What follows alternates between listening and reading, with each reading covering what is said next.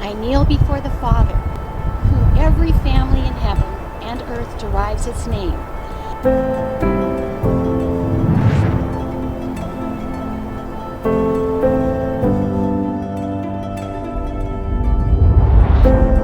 The New Testament, the book of Ephesians, chapter 3, verses.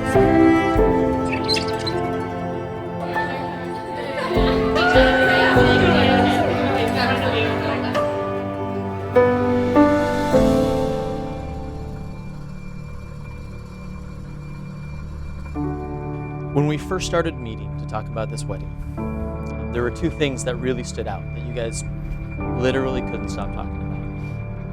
And that was your faith and your families. You made it very clear that these two areas of your life have shaped you, supported you, and grounded you.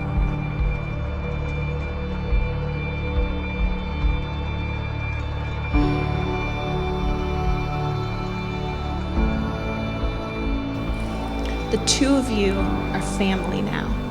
And you may think that today makes a marriage, but here's what really makes a marriage. Choosing to love one another and choosing to forgive one another, to compromise, to sacrifice. And in doing so, you will be demonstrating to the world what gospel living looks like, to lay down your life for another person, to lay down your frustrations and your exhaustion, and to sacrifice and serve and love and laugh.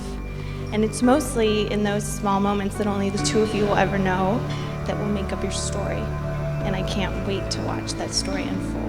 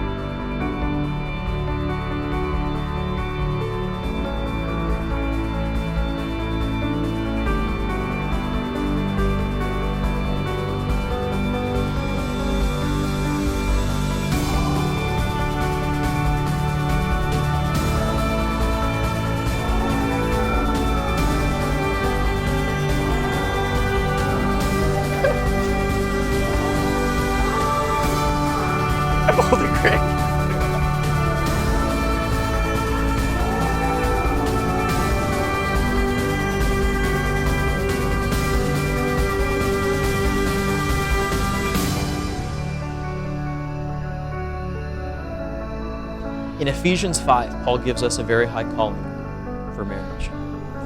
Cory, he calls you to be a husband who loves Alyssa as Christ loves the church, and to love her as you love yourself.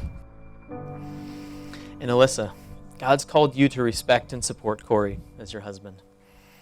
This means honoring him and helping him become a man of God who continues to lead by example in all areas of his life. Now, Cory and Alyssa have chosen to prepare some of their own vows to read to each other. So you're up first. Oh, boy. Okay. Alyssa, when I first met you, I thought you were the most beautiful person I've ever seen. It started. What I didn't know at that time was how loving your soul is. You were the most generous and compassionate woman, and it brings me joy every day seeing your impact on those around you. I promise to love you until the end of my days. I promise to always support you, even if I think you're wrong. She's never wrong.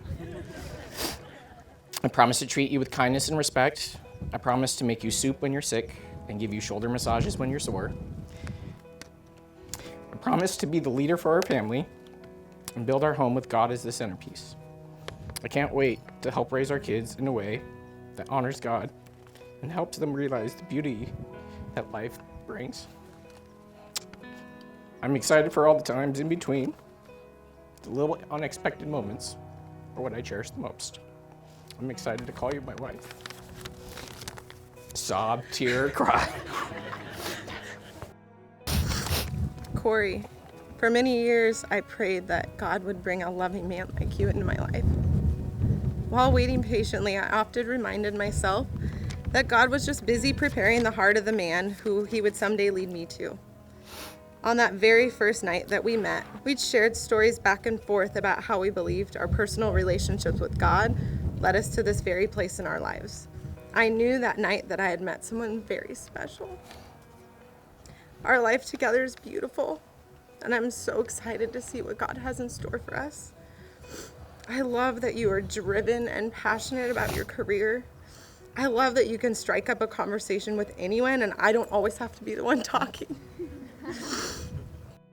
I can't wait to see all that God has in store for our life together, traveling, exploring, facing new challenges, our first home, and starting a family one day. I know it's going to be beautiful. It is my privilege to pronounce you husband and wife. You may kiss the bride. Ladies and gentlemen, it is my privilege to present to you for the first time as a couple, Mr. and Mrs. Cory and Alyssa Lang.